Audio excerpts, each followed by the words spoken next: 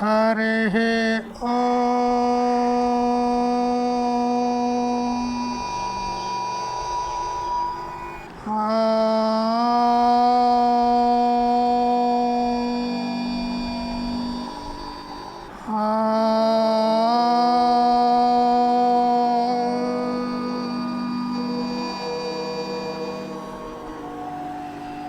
वंशी विभूषितकरान्नवनीरलाभात् पीताम्बरादरुणबिम्बफलाधरोष्ठात् पूर्णेन्दुसुन्दरमुखादरविन्दनेत्रात् कृष्णात् परं किमपि तत्त्वमहं न जाने।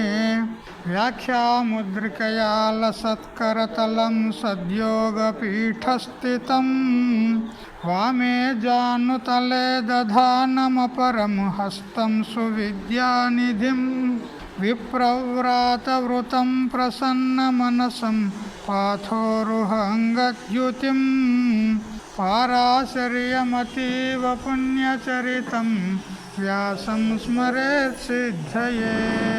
श्रुतिस्मृतिपुराणानामालयं करुणालयं नमामि भगवत्पादं शङ्करं लोकशङ्करम्।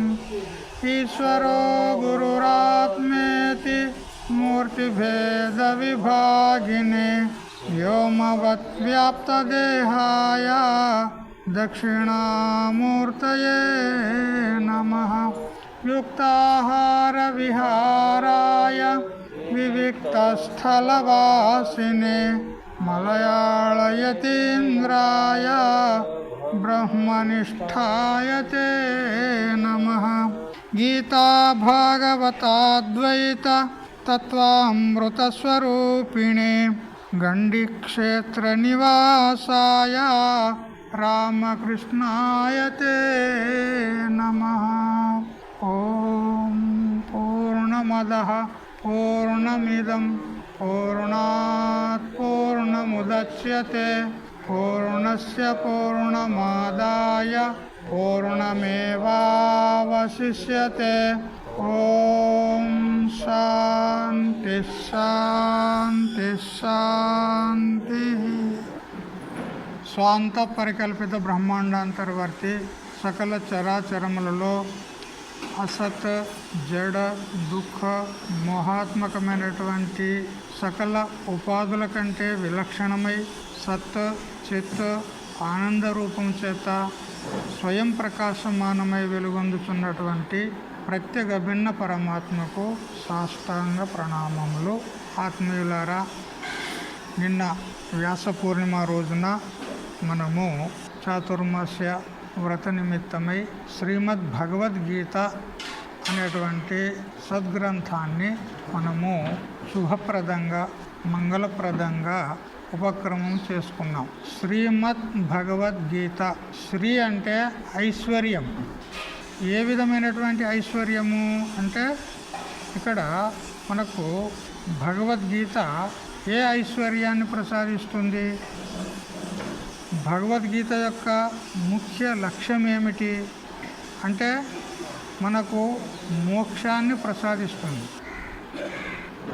ఆ మోక్షానికి సాధనమేది అంటే ఆత్మైకత్వ విజ్ఞానము, జీవబ్రహ్మల యొక్క ఏకత్వ విజ్ఞానం. అదే బ్రహ్మ విద్య.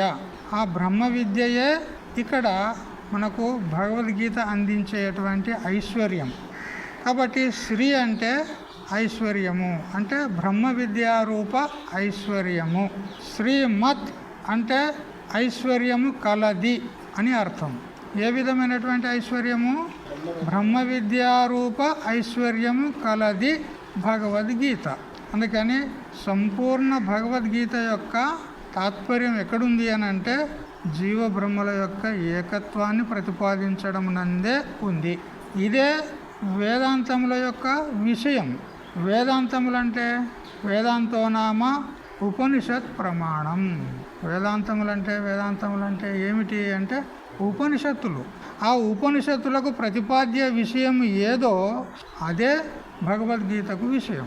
ఏమిటి ఉపనిషత్తులకు ప్రతిపాద్య విషయము అంటే జీవబ్రహ్మల యొక్క ఏకత్వం. జీవో బ్రహ్మైవ నాపరః. అదే విషయాన్ని మనకు భగవద్గీత అందిస్తుంది. ఆ ఉపనిషత్తుల ద్వారా ఏ మోక్షమైతే మనకు ప్రాప్తమవుతుందో అదే మోక్షము, అదే పరమ ప్రయోజనము, అదే మనకు భగవద్గీత అందిస్తుంది అన్నమాట. అటువంటి మంగళప్రదమైనటువంటి పుణ్యప్రదమైనటువంటి భగవద్గీత మనం ప్రారంభించుకున్నాం. అందులో మొట్టమొదటి అధ్యాయం ఏదని చెప్పుకున్నాము, అర్జున విషాద యోగము. ఎవరైతే శుద్ధాంతఃకరణం కలిగి వివేకాది సాధనాలను పట్టుబడి చేసుకొని సద్గురువు సత్శాస్త్రాన్ని అవలంబించి శ్రీ గురుదేవుని యొక్క ముఖారవిందం నుండి ఈ పరబ్రహ్మ తత్వాన్ని ఎవరైతే శ్రవణము మననము నిధిధ్యాసనం చేస్తారో వారికే ఆత్మజ్ఞానము పట్టుబడుతుంది. ఆత్మజ్ఞానం ద్వారా మోక్షము సిద్ధిస్తుంది. అందుకని అర్జునుడు అంటే ఇక్కడ అధికారిని సూచించడం జరిగింది. అయితే ఆ అధికారికి మొట్టమొదలు విషాదం కలగాలి. ఏ విధంగా?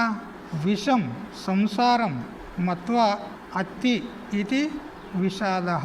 విషాద అంటే సాక్షాత్గా చెప్పాలంటే విషమును తినేవాడు విషాద. అధభక్షణే అనేటువంటి ధాతువు చెప్తుంది తినుట. విషమును ఎవరైతే తింటారో అతడు విషాదుడు. అయితే ఇక్కడ విషం ఏమున్నది అంటే ఈ సంసారమే. ఇదే పెద్ద హాలాహలం. అందుకని సంసారం విషమివ మత్వా, ఈ సంసారాన్ని విషము వలె భావించి అత్తి అంటే తింటాడు, భుజిస్తాడు అంటే అనుభవిస్తాడు. ఎవరికైనా విషము తినడం అనేది ఇష్టం ఉంటుందా చెప్పండి? ఉండదు. దుఃఖము. అందుకని ఈ సంసారమే విషము వలె ఉంది కాబట్టి ఈ సంసారంలో ఉంటూ ఈ సంసారాన్ని విషము వలె భావించి ఈ సంసారం దుఃఖరూపమున్నది అనేటువంటి భావన చేత తన యొక్క ప్రారంధానుసారంగా ప్రాప్తమైనటువంటి భోగాలను అనుభవించేవాడు విషాదుడు. ఎవరు? అధికారి. ఈ విషాద యోగం ప్రప్రథమంగా వ్యాస భగవానుడు భగవద్గీతలో ఎందుకు జోడించాడు అంటే దాని వెనకాల తాత్పర్యం ఉంది. ప్రతి వేదాంత గ్రంథంలో మనం చూస్తూ ఉంటాం. మామూలుగా సంస్కృత వాంగ్మయం నుంచి వచ్చేవారికైతే మొట్టమొదటి గ్రంథము వేదాంత సారం, ఆ తర్వాత వేదాంత పరిభాష, తత్వానుసంధానం, వేదాంత పంచదశి ఇత్యాది వేదాంతపరమైనటువంటి గ్రంథాలు. ఇక భాషా గ్రంథాల వైపు నుంచి వచ్చేవారికైతే మొట్టమొదటి గ్రంథం పంచీకరణం. అది మరాఠీలో ఉంది. మేము తెలుగులో కూడా దాన్ని అనువాదం చేస్తున్నాం. ఇప్పుడు కొద్ది రోజులైతే పూర్తి అవుతుంది. మొట్టమొదటి గ్రంథం పంచీకరణం.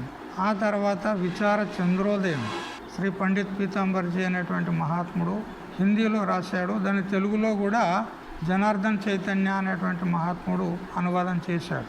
మరి విచార సాగరము అది కూడా తెలుగులో మనకు జనార్దన్ చైతన్య స్వామీజీ వారు అనువాదం చేసి మనందరికీ అందించాడు.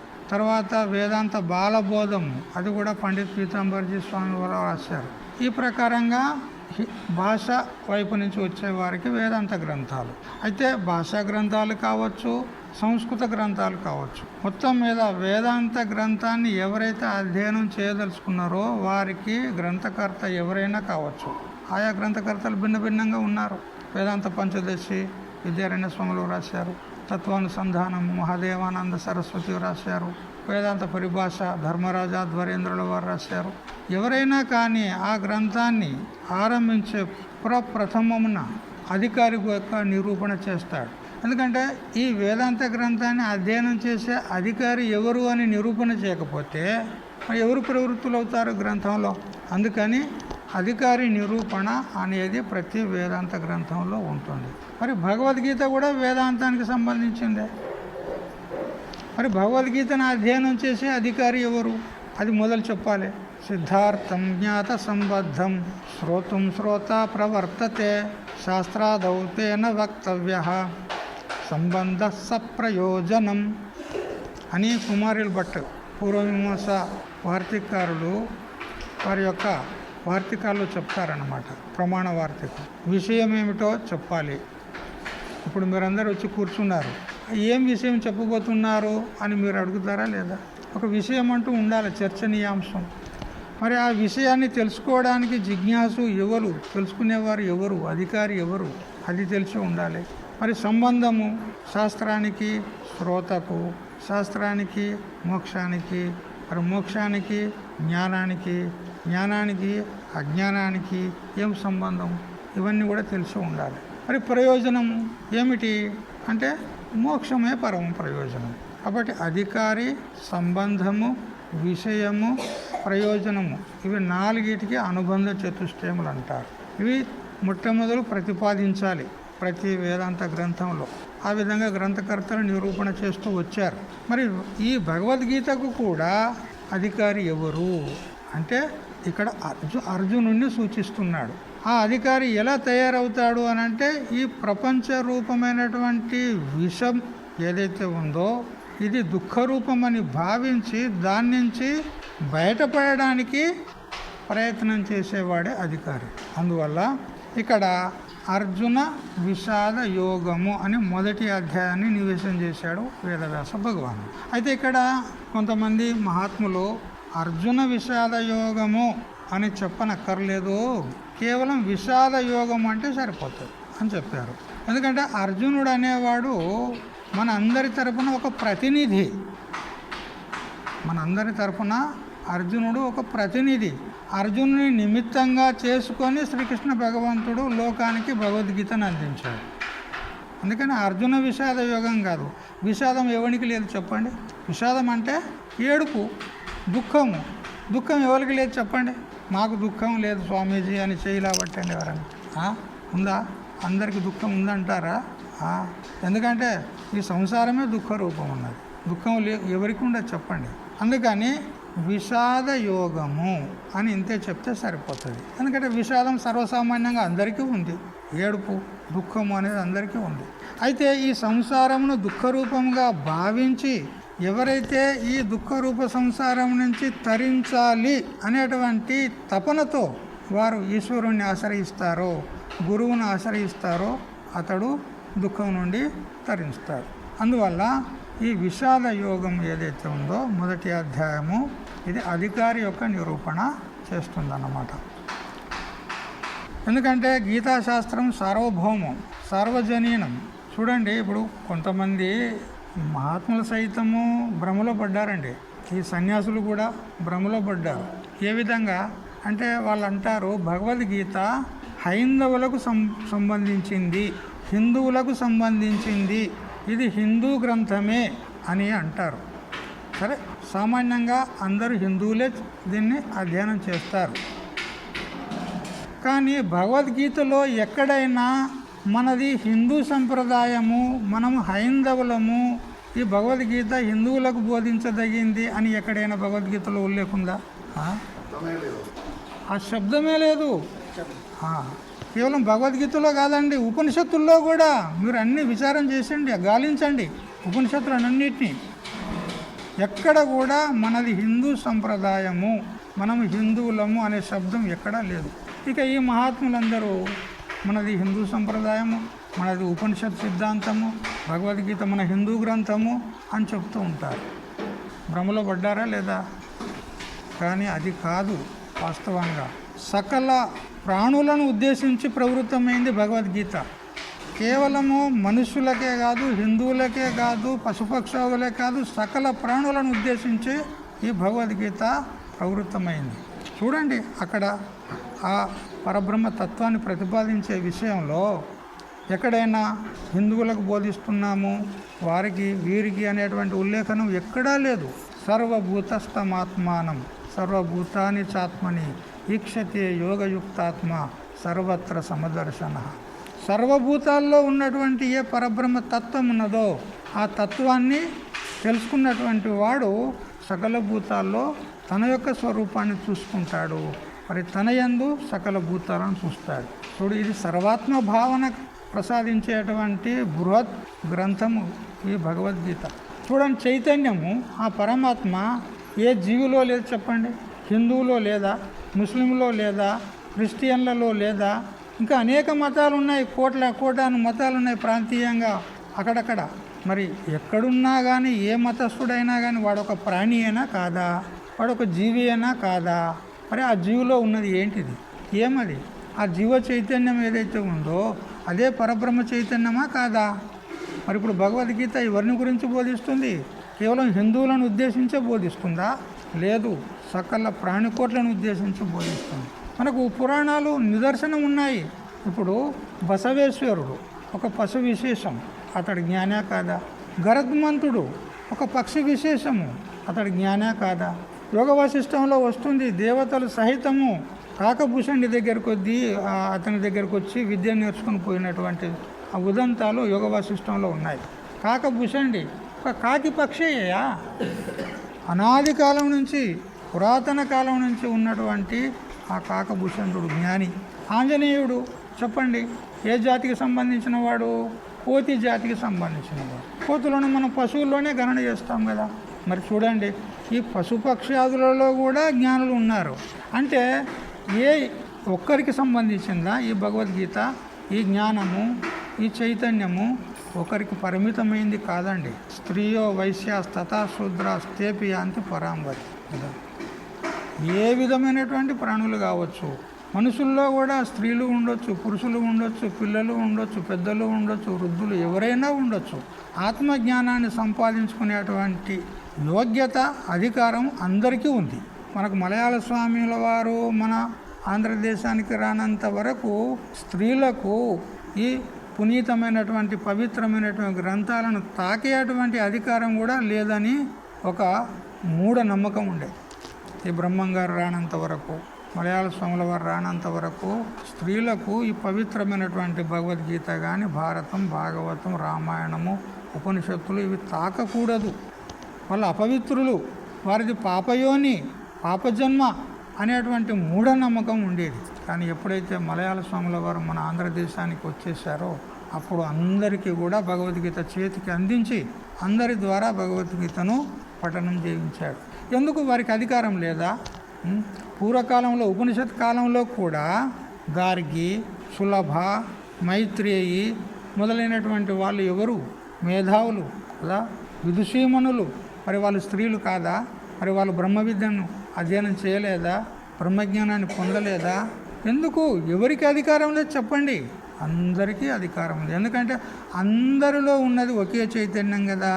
మరి ఆ చైతన్యము ఎవరెవరి వాళ్ళ స్వరూపమై ఉందో మరి వాళ్ళ స్వరూపాన్ని తెలుసుకునే అధికారము, ఆ బ్రహ్మానుభూతిని పొందే అధికారము అందరికీ లేదంటారా? తప్పకుండా ఉంది. అందుకని ప్రతి వారు కూడా భగవద్గీతను అధ్యయనం చేయాల్సిందే. భగవద్గీత యొక్క తాత్పర్యాన్ని తెలుసుకోవాలి. మనం కేవలం శ్లోకాలను పైగా వాచ్యార్థాన్ని కనుక చూసినట్లయితే కొంచెం విరోధం కనపడుతుంది. ఎందుకనంటే కర్మయోగంలో కర్మనే ప్రధానంగా ప్రస్తావించాడు భగవంతుడు. జ్ఞానయోగంలో జ్ఞానం ప్రధానం అన్నాడు. విభూతి యోగంలో ఆ భగవంతుని యొక్క విభూతులనే విస్తారంగా చెప్పాడు. ఈ విధంగా మనము పృథక్గా చూసినట్లయితే విరోధం కనపడుతుంది. కానీ ఆ కర్మ అయినా, భక్తి అయినా, ఉపాసన అయినా దీని యొక్క ముఖ్య తాత్పర్యం ఏది అని అంటే జ్ఞానమే. జ్ఞానము ద్వారానే మోక్షం సిద్ధిస్తుంది. కాబట్టి ఆ జ్ఞానాన్ని పొందడానికి మనకు అధికారం రావడానికి ఈ సాధనలు చెప్పబడ్డాయి, కర్మలు, ఉపాసనలు ఇవన్నీ. ఇప్పుడు ఢిల్లీకి వెళ్ళాలని బయలుదేరాలనుకోండి, మీరు ఢిల్లీకి నేరుగా పోవడానికి సాధనం ఏది చెప్పండి? ట్రైను, ఏరోప్లేను ఏదో ఉంటుంది, అంతే కదా. మీ ఇంటి దగ్గరికి వస్తుందా ఏరోప్లేన్, ట్రైన్? మీ ఇంటి దగ్గరికి వస్తుందా? రాదు కదా. మరి ఏం చేయాలి? ఇంటి దగ్గరికి ఆటో తెప్పించుకుంటాం. మనం ఆటో తెప్పించుకొని బస్ స్టాండ్కి వెళ్తాం.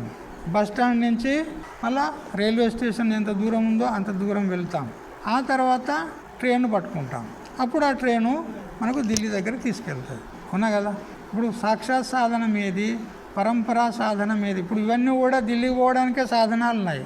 రిక్షా కూడా ఢిల్లీకి పోవడానికే సాధనమైందా లేదా? నువ్వు ఎక్కడ పోవడానికి బయలుదేరినావు రిక్షా తీసుకొని? ఢిల్లీకే కదా. బస్సు ఎక్కావు, ఆ బస్సు నువ్వు ఎందుకు ఎక్కావు? ఎక్కడ పోవాలని ఎక్కావు? ఢిల్లీకి పోవాలని ఎక్కావు. ట్రైన్ ఎందుకు ఎక్కావు?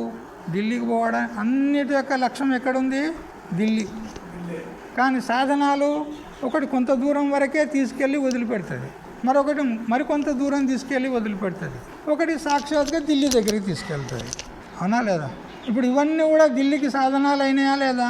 అట్లే కర్మ, ఉపాసన, జ్ఞానము ఇవన్నీ కూడా మోక్షానికి సాధనాలు ఉన్నాయి.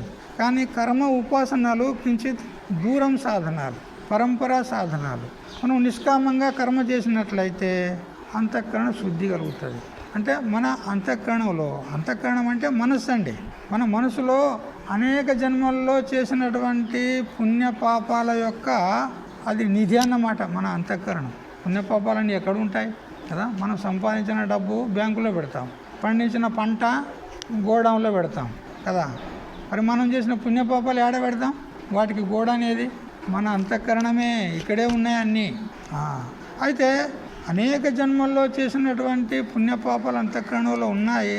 కానీ అధికంగా పాపం చేసినట్లయితే అది మనకు సన్మార్గం వైపుకు వెళ్ళనివ్వదు, శ్రేయో మార్గం వైపుకు వెళ్ళనివ్వదు. పాప పంకిలం అనేది ఉంది, అది మనకు ప్రతిబంధకంగా నిలుస్తుంది, నిరోధిస్తుంది మన మార్గాన్ని. అయితే ఆ పాప పంకిలం అంతా కూడా కడిగివేయబడినప్పుడే మన అంతఃకరణం శుద్ధి పడుతుంది. మరి ఆ పాపమంతా నష్టమైపోవాలంటే ఏం చేయాలి? ధర్మేణ పాపమపనుదతి వేదం చెప్తుంది. ఈ పాపము ఏ విధంగా నశిస్తుంది అని అంటే ధర్మము చేత. ధర్మం అంటే పుణ్యకార్యాలు, పుణ్యకర్మలు చెయ్యి. అది కూడా నువ్వు సకామంగా చేసావనుకో. ఇప్పుడు కొందరికి సంతానం లేదు, సంతానం కోసం శాస్త్రం విధానం చేసింది పుత్రకామేష్టి యజ్ఞం. దశరథ మహారాజ్ చేశాడా లేదా? దశరథ పుత్రకామేష్టి యజ్ఞం చేశాడు. అట్లా పుత్రులు లేని వారికి పుత్రకామేష్టి యజ్ఞం విధానం చేయబడింది. అయితే ఈ పుత్రులు కావాలి అనేటువంటి కోరికతో చేయబడే కర్మ అది. దానికి ఏమంటారు? సకామ కర్మ. కామం అంటే కోరిక, సకామం అంటే కోరికతో సహితంగా చేసేటువంటి కర్మ సకామ కర్మ. ఆ విధంగా చేస్తే దాని ఫలం ఏమిటి? సంతానం కలుగుతుంది. మరి ఈ సంతానం మన మోక్షానికి సాధనమా చెప్పండి? సంతానం కలిగింది, పుత్రులు జన్మించారు, సరే వాళ్ళు చెడ్డవాళ్ళేం కాదనుకోండి, మంచి వాళ్ళే, మిమ్మల్ని చక్కగా చూసుకుంటారు. కానీ వాళ్ళ ద్వారా మీకు మోక్షం కలుగుతుందా చెప్పండి? దొరకదండి. పుత్రుల ద్వారా మోక్షం కలిగేది కాదు. మోక్షానికి సాక్షాత్ సాధనం ఏది? జ్ఞానం. ఆ జ్ఞానం ఎవరు సంపాదించుకుంటే వాళ్ళే ముక్తులవుతారు. అంతేగాని మా కొడుకులు ఉన్నారు, ధనం ఉన్నది, ఆస్తి ఉన్నది, ఐశ్వర్యం ఉన్నది, నేను దాంతో ముక్తులమవుతాం అనుకుంటే మాత్రము ఇది భ్రమ. దాంతో నా ధనేన, నా కర్మణ, నా ప్రజయ. శాస్త్రం ఏం చెప్తుంది? నా ప్రజయ అంటే కొడుకులు బిడ్డలతోని బంధుబలగంతో మోక్షం దొరికేది కాదు, ధనం చేత ప్రాప్తమయ్యేది కాదు, కర్మ చేత కూడా ప్రాప్తమయ్యేది కాదు. ఎప్పుడు సకామంగా చేస్తే. కానీ అదే కర్మను మనము మార్చామనుకోండి, ఏ విధంగా? నిష్కామంలోకి మార్చామనుకోండి, ఈశ్వరార్పణ బుద్ధితో, మాకు ఈ కర్మ యొక్క ఫలం అపేక్ష లేదు, ఈ ఫలం ఈశ్వరునికి అర్పితము, మాకు ఏ విధంగా అపేక్ష లేదు, ఈశ్వరార్పణ బుద్ధితో ఈశ్వరుని యొక్క ప్రసన్నత కోసం మేము చేస్తున్నాము అనేటువంటి భావనతో కనుక మీరు చేసినట్లయితే ఈశ్వరానుగ్రహం వల్ల మీ అంతఃకరణం శుద్ధిపడుతుంది. అంతఃకరణంలో ఉన్న పాపాలన్నీ కూడా నష్టమైపోతాయి. అందుకని ఈశ్వరారాధన మనకు ఆవశ్యకం ఉంది. ఏ విధంగా? ఒక అడవిలో 2 పావురాలు ఉన్నాయి, ఆడు పావురము, మగ పావురము. వాటికి శివుని యొక్క భక్తి చాలా ఇష్టం. ఎల్లప్పుడూ శివనామ స్మరణ చేస్తూ ఉంటాయి. ఓం నమ శివాయ, ఓం నమ శివాయ, ఓం నమ శివాయ. వాటి యొక్క భక్తి పరాకాష్ఠను చేరుకుంది. ఒకనాడు ఒక వేటగాడు అమ్ముల పొది తీసుకున్నాడు, బాణాలు తీసుకున్నాడు, ధనుసు తీసుకున్నాడు, వేటకై బయలుదేరినాడు. బయలుదేరి రాను వచ్చి ఏ వృక్షం పైన ఆ పావురాలు ఉన్నాయో ఆ వృక్షం దగ్గరకు వచ్చి చూస్తూ ఉన్నాడు, ఇక్కడ మాకు షికారు ఏదైనా దొరుకుతుందా అని. చూసేసరికి ఆ వృక్షం పైన ఈ 2 పావురాలు ఉన్నాయి. అప్పుడు ఈరోజు నాకు షికారి దొరికింది అని వాడు సంతోషించి ఇక ఆ పావురాన్ని ఒకదానికి బాణాన్ని ఎక్కుపెట్టాడు. ఆ పావురాన్ని చంపడానికి ఎక్కిపెట్టినప్పుడు సరిగ్గా అదే సమయంలో ఆ చెట్టు పైన, ఆ వృక్షం పైన ఒక డేగ తిరుగుతుంది. ఒక డేగ పక్షి ఉంటుంది కదా, అది పావురాలను కూడా కొట్టి చంపుతుంది, తింటుంది. దాదాపుగా కుందేళ్ళను కూడా అది పట్టి చంపి తింటుంది అది. ఇప్పుడు ఈ పావురాలు ఎక్కడ పోవాలి చెప్పండి? పైకి ఎగురుదామంటే పైన డేగ ఉంది, ఇక్కడే ఉందాము అని అంటే వేటగాడు వాడు బాణం ఎక్కుపెట్టి తయారుగా ఉన్నాడు. ఇప్పుడు ఏం చేయాలి చెప్పండి? అప్పుడు ఆ పౌరాలు శివ నీవే దిక్కు అని ఆ శివుణ్ణి మనస్ఫూర్తిగా ప్రార్థన చేస్తున్నాయి. అప్పుడు వెంటనే వీడు ఎప్పుడైతే బాణాన్ని ఎక్కిపెట్టి వదలడానికి సిద్ధంగా ఉన్నాడో అదే సమయానికి ఒక సర్పం వచ్చి వాడిని కాటేసింది. ఆ శివుని మెడలో ఉన్నటువంటి ఆ నాగసర్పమే వచ్చి వాడిని కాటేసింది. అప్పుడు చూడండి ఒక మహిమ ఎట్లా ఉన్నదంటే, పైన డేగ తిరుగుతుంది కదా, వీడు చంపడానికి సిద్ధంగా ఉన్నాడు. ఆ సర్పం వచ్చి వీడిని కాటేసింది. అయితే వాడు వదలడానికి సిద్ధమయ్యి ఉన్నాడు కాబట్టి ఇది కాటి వేయగానే అమ్మో అని చెయ్యిని వదిలినాడు. చెయ్యిని వదిలేశాడు. వదిలేసరికి ఎక్కుపెట్టిన బాణం అది పైకి వెళ్ళిపోయింది. ఎందుకంటే బాగా లాగి ఎక్కుపెట్టి తయారుగా ఉన్నాడు కాబట్టి అమ్మో అని భయంతో వెంటనే చెయ్యిని వదిలేసరికి అది బాణం పైకి వెళ్ళిపోయింది. పైకి వెళ్ళి అది గురి తప్పింది. వాడు ఎక్కడైతే గురి పెట్టిండో గురి తప్పింది. ఎందుకంటే భయంతో వదిలిపెట్టాడు. వాడు ఏకాగ్రతతో వదిలితే గురికి సరిగ్గా అది తగిలేది. కానీ ఇప్పుడు ఏకాగ్రత తప్పింది, భయంతో వదిలాడు కాబట్టి అతడు ఆ బాణాన్ని ఎప్పుడైతే వదిలిండో అది చక్కగా ఆకాశంలోకి ఎగిరి ఎక్కడ వెళ్ళింది? ఆ డేగకు తగిలింది. ఆ డేగ తిరుగుతుంది కదా, ఆ డేగకు తగిలి అక్కడ ఆ శత్రువు నాశనం అయ్యిండు, ఇక్కడ ఈ శత్రువు నాశనం అయ్యిండు. చూసారా? ఈశ్వర భక్తి, ఈశ్వర ఆరాధన అది మనకి ఎంత పని చేస్తుంది చెప్పండి. అందుకని ప్రతి వారికి కూడా ఈశ్వర ఆరాధన, ఈశ్వర సేవ, ఈశ్వరుని యొక్క ఉపాసన అవసరం. ఎందుకంటే ఉపాసన చేసినట్లయితే ఆ ఉపాసన బలం ఏదైతే ఉందో అది మనకు కవచంలాగా కాపాడుతుంది. నిరంతరం అనుక్షణము మనల్ని కాపాడుతుంది. ఒకవేళ ఈశ్వరుని భక్తి చేయలేదనుకో, మన పాపం బహుళంగా ఉంది. ఆ పాపము మనల్ని నరకయోనికి తీసుకెళ్తాయి, నరక మార్గానికి తీసుకెళ్తారు, అనేక యోనుల్లో తీసుకెళ్తారు. మరి ఆ పాపం నష్టం కావాలంటే ఏం చేయాలి మనము? ఇప్పుడు మీరు ఏం పాపం చేయలేదంటారా? పక్కా చెప్పండి. వక్షస్థలం మీద చేయి వేసుకొని మేము ఏ పాపం ఎరగము, మాకు ఏ పాపం తెలియదు, మేము ఏం పాపం చేయలేదు అని పక్కా విశ్వాసంతో చెప్పండి. చెప్పగలరా? కదాచిత్ ఒకవేళ ఈ జన్మలో మీరు ఏ పాపం చేయక ఉండవచ్చు, కానీ అనేక జన్మలు గడిచినాయి కదా మనకు. మరి ఏ జన్మలో ఏ పాపం చేయలేదని ఎట్లా నువ్వు గ్యారంటీగా చెప్పగలవు? పాపం చేసినామని ఈ జన్మ వచ్చింది అంతేనే లేదా? మనం పాపం చేశామనే ఈ జన్మ వచ్చింది, లేకపోతే ఎందుకు వస్తుండే ఈ జన్మ? అవునా లేదా?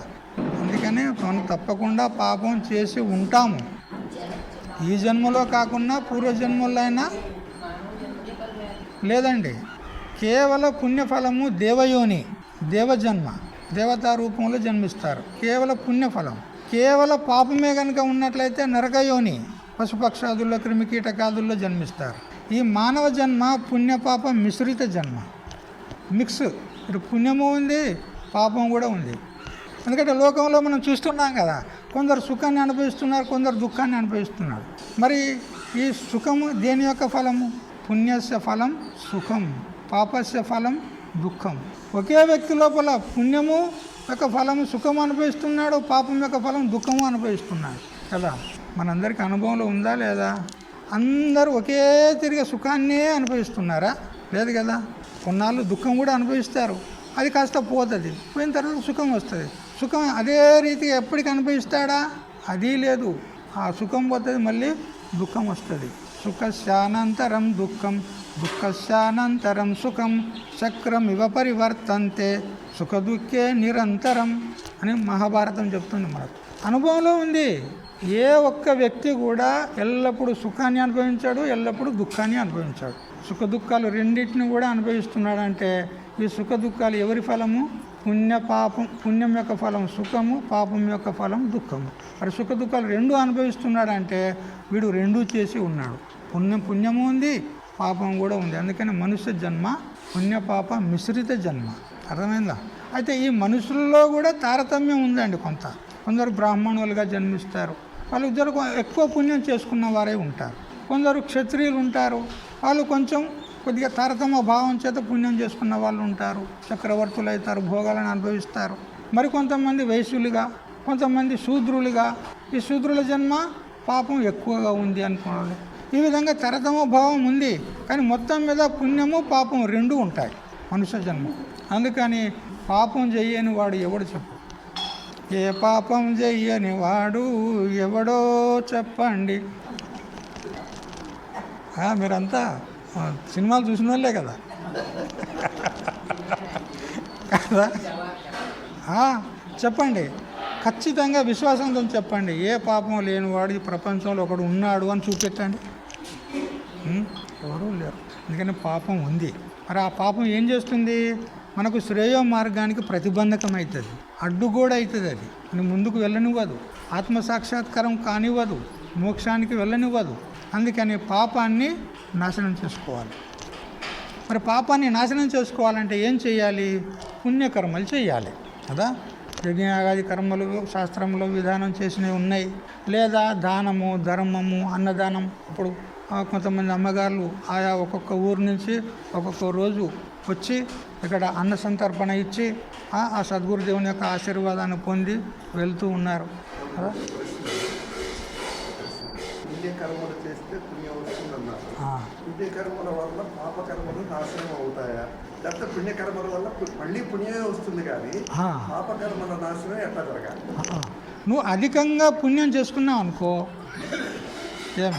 అధికంగా పుణ్యం చేసుకుంటే, ఇప్పుడు ఇద్దరు మల్ల యోధులు ఉన్నారు, పహల్వాన్లు ఉన్నారు. అందులో బలవంతుడు బలహీనుణ్ణి ఓడిస్తాడు, అంతే కదా. ఏదో ఒకటి అవుతుంది, ఒకడు ఓడతాడు, వాడు గెలుస్తాడు, అంతే కదా. వారిద్దరి ఆ యుద్ధంలో అట్లా పుణ్యం యొక్క బాహుల్యం ఉన్నదనుకో, అప్పుడు పాపకర్మలు అణచబడతాయి. బాహుల్యం ఉన్నది, నాశనం కావడం వేరు. అది అంతే.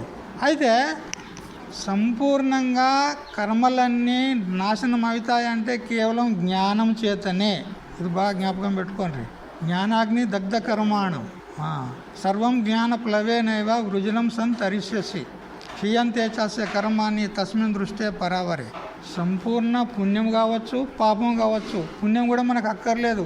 ఈ పుణ్యం కొంతవరకే ఉపయోగం ఉంది, జ్ఞానాన్ని సంపాదించుకునేంతవరకే. ఆ తర్వాత పుణ్యంతో పని కూడా లేదు మనకు. ఎందుకు? పుణ్యం ఉంటే మళ్ళీ ఉత్తమ లోకాలకు పోయి మళ్ళీ జన్మకు వస్తావే కదా. ఆ బ్రహ్మభూనాల్లోకాహ పునరావర్తినో అర్జున క్షీణే పుణ్య మర్త్య లోకం విషయాన్ని చూసారా. అందుకని పుణ్యం కూడా కొంత మేరకు, అంటే మనకు అధికారం ప్రాప్తమయ్యి అంతఃకరణ శుద్ధిపడి సద్గురు సత్శాస్త్రాలు ప్రాప్తమైన తర్వాత శ్రవణాదులు చేసి జ్ఞానాన్ని పొందేంత వరకే పుణ్యం యొక్క ఆవశ్యకత ఉంది. వాస్తవంగా పుణ్యము పాపము రెండు సంపూర్ణంగా నష్టం కావాలంటే కేవలం జ్ఞానం ఒకటే. అయితే మరి ఇప్పుడు పుణ్యకర్మలు చేస్తే పుణ్యం సంచయం అవుతుంది, పుణ్యం ప్రాప్తం అవుతుంది. అయితే ఆ పుణ్యం చేత పాపం నష్టం అవుతుందా అని స్వాముల వారి ప్రశ్న. అయితే పుణ్యం కనుక అధికంగా చేసుకున్నామనుకో, పుణ్యం యొక్క బాహుల్యం అధికమైంది అనుకోండి, అప్పుడు పాపకర్మలన్నీ కూడా సమసిపోతాయి, అణచబడతాయి, నష్టం కావు. ఇది రహస్యం. అయితే మనకు ప్రతిబంధకం కావు అవి. ఎందుకంటే ఒక పోలీసు వాడు వచ్చిండు అనుకో, ఇప్పుడు సినిమా టికెట్ల కానీ మీరు వెళ్తారు, ఆ టికెట్ల లైన్లో నిలబడతారు. దొంగవాడు వాని పని వాడు చూస్తూ ఉంటాడు, ఎవరిని జేబు దొడ్డుకుంది, వాడు దొంగతనం చేయడానికి వాడు ప్రయత్నం చేస్తూ ఉంటాడు. అక్కడ కానిస్టేబుల్ ఉన్నాడు, పోలీసు వాడు ఉన్నాడు, వాడు దొంగతనం చేస్తాడా చెప్పండి? చేస్తాడా? చేయడు. ఎందుకంటే అక్కడ ఉన్నాడు పోలీసు వాడు, పట్టుకుంటాడు. భయం ఉంది, ఒక శాసకుడు అక్కడ ఉన్నాడు కాబట్టి. అట్లా ఈ పుణ్యం యొక్క బాహుల్యం ఉన్నదనుకో, అప్పుడు పాపము దాని యొక్క ప్రాబల్యాన్ని చూపెట్టదు. ఎందుకంటే దాని ప్రాబల్యమే తగ్గిపోతుంది, పూర్తి క్షీణించిపోతుంది. ఎందుకంటే పుణ్య బాహుల్యం ఉంది కదా. ఆ విధంగా అణచబడతాయి, పూర్తిగా నష్టం కావు. కానీ వాటి యొక్క ప్రాబల్యాన్ని చూపెట్టవు, వాటి యొక్క కార్యాన్ని చేయవు, మనకు ప్రతిబంధకం కావు అవి. అవి పక్కకు ఇక పెద్దవాడు వచ్చాడు, అధికారి ఉన్నాడు, అతని ముంగట మనది ఏం నడవది, అందుకని మనది ఇప్పుడు నడవది పదా అని పక్కకు తొలుగుతాయి అంతే. అప్పుడు మనం నేరుగా వెళ్ళొచ్చు. ఇట్లా అన్నమాట. ఇది చాలామందికి ఇది వాస్తవం. ఇది స్వాముల వారు అడిగింది, పాపాలని నష్టమవుతాయా అంటే నష్టం కావు. జ్ఞానం కలిగినప్పుడే నష్టం అవుతాయి. కానీ పుణ్యమును అధికంగా సంపాదించుకున్నామనుకో ఈ పాపాలన్నీ కూడా చతికిల పడతాయి, ఇబ్బంది పెట్టకుండా అవి పక్కకు జరిగిపోతాయి, అంతే ఇది. అయితే మరి ఇప్పుడు ఆ పాపం మనకు ప్రతిబంధం కాకుండా ఏం చేయాలి అని అంటే పుణ్యం సంపాదించుకోవాలి. యజ్ఞాది కర్మలు చేయాలి, అగ్నిహోత్రాది కర్మలు చేయాలి. మరి బాహ్యంగా ఆసుపత్రులు కట్టించడం అనేది, రోడ్లు వేయించడం అనేది, రోడ్ల వెంట చెట్లు నాటించడం అనేది నీడ కోసం ప్రయాణికులకు, మరి అక్కడక్కడ నీటి సదుపాయాలు ఏర్పరచడము, మరి అన్న సంతర్పణ చేయడము, ఇట్లాంటి పుణ్యకర్మాలు మనం చేసుకోవాలి. జపము తపము మొదలైనటువంటి ఇవన్నీ పుణ్యం ఎన్నో ఉన్నాయి. మనం పుణ్యం సంపాదించుకోవడానికి ఎన్నో సాధనాలు ఉన్నాయి కదా. ఆ శాస్త్రోక్తమైనటువంటి కర్మలు ఏవైతే పుణ్యకర్మలు ఉన్నాయో వాటిని మనము పుణ్యకర్మలు చేసుకోవాలి. చేసుకుంటే ఆ పుణ్య సంపాదన చేత పాపాలన్నీ కూడా వైదొలుగుతాయి. అప్పుడు మనం శ్రేయో మార్గంలో చక్కగా నేరుగా వెళ్ళడానికి అవకాశం ఉంది. అందుకని తప్పకుండా ఈశ్వర ఆరాధన చెయ్యాలి, ఈశ్వర ఉపాసన చెయ్యాలి. దాని ద్వారా ఏమవుతుంది అని అంటే పాపాలన్నీ కూడా పక్కకు తొలగి మనకు ఆత్మసాక్షాత్కారం కోసము ముందుకు తీసుకెళ్తాయి పుణ్యం. ఈ విధంగా మరి ఇప్పుడు నిష్కామంగా కర్మలు చేసినట్లయితే, నిష్కామంగా ఉపాసన చేసినట్లయితే ఫలం ఏమిటి అని అంటే మన జన్మాంతరాల్లో చేసినటువంటి పాపాలన్నీ కూడా పోతాయి. మరియు చిత్తము ఏకాగ్రమవుతుంది. ఇప్పుడు మీరందరూ కూడా ఏకాగ్ర చిత్తంతో శ్రవణం చేస్తున్నారా లేదా? ఈ ఏకాగ్రత ఎందువల్ల వచ్చింది అంటే మీరు చేసుకున్న పుణ్యం వల్లనే వచ్చింది. పాపం కనుక ఉన్నట్లయితే మీ చిత్తము అటు ఇటు పోతుంది, ఇక్కడ స్థిరంగా ఉండదు. ఎందుకంటే పాపం ఉన్నది కదా, అది నేను శ్రవణం చేయనీయదు, ఏకాగ్రత కలగనీయదు. అందుకని ఉపాసన ద్వారా చిత్తం ఏకాగ్రత అవుతుంది, కర్మల ద్వారా చిత్తము శుద్ధి పడుతుంది. అందుకని చిత్తస్య శుద్ధయే కర్మ నస్తు వస్తూపలభ్యతే వస్తుసిద్ధిర్ విచారేణ నకించిత్ కర్మకోటిభిః అని శంకరాచార్యుల వారు వివేక చూడమల్లో 11వ శ్లోకంలో చెప్పినాడు. కాబట్టి కర్మలు చేస్తే చిత్తం శుద్ధి పడుతుంది, మనసు శుద్ధి పడుతుంది. ఎంతవరకు మన మనసు శుద్ధి పడదో, ఎంతవరకు మన మనసు నిర్మలం కాదో అంతవరకు ఆత్మసాక్షాత్కారం కలగడానికి అవకాశమే లేదు. ఇప్పుడు అద్దం పైన ఎంతవరకు దుమ్ము ఉంటుందో అంతవరకు మీ ముఖం కనపడుతుందా చెప్పండి? స్పష్టంగా కనపడుతుందా? కనపడదు. ఆ మాలిన్యాన్ని తొలగదీసినప్పుడే స్పష్టంగా మన ప్రతిబింబం కనపడుతుంది. ఆ విధంగా ఆ అద్దము ఏ విధమైనటువంటి మాలిన్యము, దుమ్ము, దూసర ఏది లేకుండా ఉండాలి. మరియు అద్దము స్థిరంగా కూడా ఉండాలి. అద్దం యొక్క స్థిరత కూడా ఆవశ్యకత ఉంది. అద్దం కదులుతూ ఉన్నది అనుకో, అప్పుడు మీ ముఖం స్పష్టంగా కనపడుతుందా? కనపడదు. అందుకని అద్దం శుద్ధంగా ఉండాలి, స్థిరంగా ఉండాలి. అదేవిధంగా మన అంతఃకరణం అనేది ఒక అద్దం, మన మనస్సు అనేదే ఒక అద్దం. ఇది శుద్ధంగా ఉండాలి. అంటే పాపం అనేటువంటి ధూళి చేత అది దూషితమైంది కాబట్టి ఆ పాపాన్ని పోగొట్టుకోవడానికి మనం పుణ్యకర్మలు చేయాలి. మరియు అది స్థిరంగా ఉండాలి అని అంటే ఈశ్వర ఉపాసన చేయాలి. ఈ కర్మలు ఉపాసనలు కనుక చేసినట్లయితే మనకు చిత్తం శుద్ధిపడి చిత్తం ఏకాగ్రతకు వచ్చి అప్పుడు మనము చక్కగా వేదాంత శ్రవణం చేయడానికి అధికారులం అవుతాం. చూసారా? అందుకని మనము ఈశ్వరారాధన తప్పకుండా చేస్తూ ఉండాలి.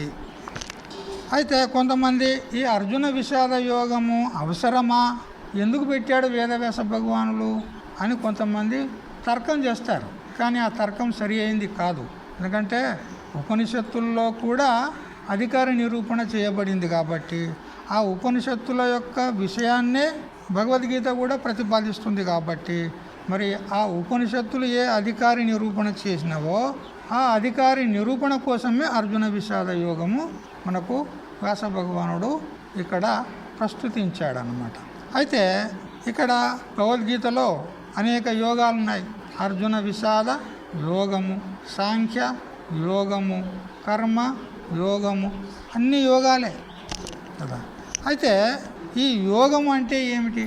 యోగం అంటే యుజుర్ యోగే, అంటే యుజుర్ అనే ధాతువు యోగం అంటే కలయికలో అర్థం ఇస్తుంది. కలయిక, మేళనము, మిశ్రణము అని అర్థం ఇస్తుంది. మరి ఇక్కడ భగవద్గీతలో అనేక యోగాలు ఉన్నాయి. మరి యోగ శబ్దం చేత ఇక్కడ ఎవరి యొక్క కలయిక ఎవరి చేత కలుగుతుంది అని అంటే జీవునికి బ్రహ్మముతో కలయిక. జీవునికి బ్రహ్మంతో అభేదం, జీవుడు బ్రహ్మరూపం అవడము అనేది ఇక్కడ యోగం. అయితే యోగం అనేదానికి సాధన అని కూడా ఒక అర్థం, ఉపాయము అని కూడా ఒక అర్థం. ఉపాయం అన్నా, సాధనమన్నా, కారణమన్నా, నిమిత్తమన్నా ఇవన్నీ పర్యాయ శబ్దాలు. శాస్త్రాల్లో అక్కడక్కడ ఈ శబ్దాలు వస్తూ ఉంటాయి. అయితే వాటికి వేరే వేరే అర్థాలు ఏం లేవు, అన్నీ సాధన రూపంలోనే తెలుసుకోవాలి.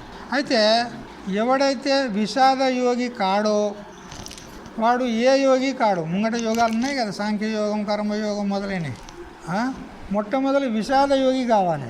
అంటే ప్రపంచం నుంచి విరక్తుడు కావాలి. ఈ ప్రపంచం అంతా కూడా, సంసారం అంతా కూడా దుఃఖభూయిష్టమైనటువంటిది, దుఃఖమిశ్రితమైనటువంటి సుఖాలు గలది. శాశ్వతమైనటువంటి సుఖము ప్రపంచంలో ఎక్కడైనా ఉందా మీరు వెతకండి. శాశ్వతమైనటువంటి సుఖం ప్రపంచంలో ఎక్కడైనా ఉంటే చెప్పండి, అడ్రస్ చెప్పండి, మేము కూడా పోతాం. ప్రపంచంలో పలానా చోట శాశ్వత సుఖము దొరుకుతుంది అని మీరు అడ్రస్ చెప్పండి, మేము పోతాం.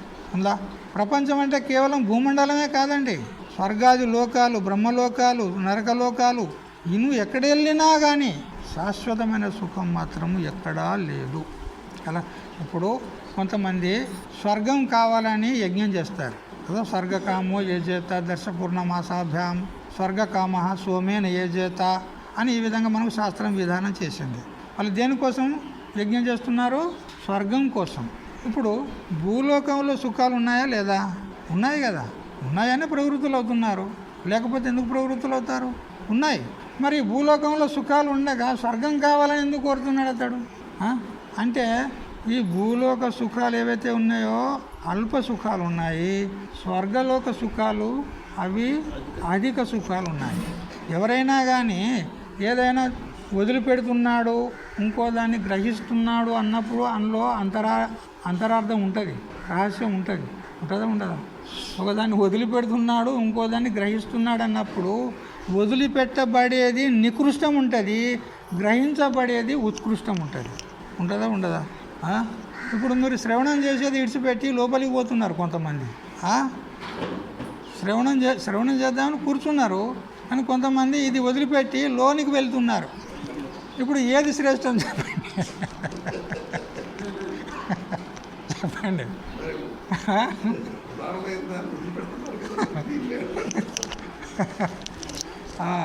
ఇప్పుడు ఒక చిన్న పిల్లవాడు ఉన్నాడు అనుకోండి, ఒక 4 ఏళ్ళ పిల్లవాడు. వానికి మీరు మార్కెట్లో నుంచి లేదా మీ పొలం నుంచి 2 జామ పండ్లు తెచ్చారు. 2 జామ పండ్లు తెచ్చి వాని ముందు పెట్టి, అరే బాబు ఏదో ఒకటి తీసుకో, 2 ఇవ్వను నేను, ఎందుకంటే ఇంకో పిల్లవాడు ఉన్నాడు, వానికి ఇవ్వాలి, అందుకని నువ్వు ఏదో ఒకటి తీసుకో అంటే వాడు ఏది తీసుకుంటాడు చెప్పండి? మంచిది, పెద్దది. అంతేనా లేదా? పెద్దది అది ఎన్నుకుంటాడు వాడు, చిన్నది తీసుకోడు. ఎందుకు? శాస్త్రం చెప్తుంది 4 సుఖమస్తి. చాందోగ్యోపనిషత్తు చెప్తుంది అల్పమునందు చిన్నదాని యందు సుఖం లేదు.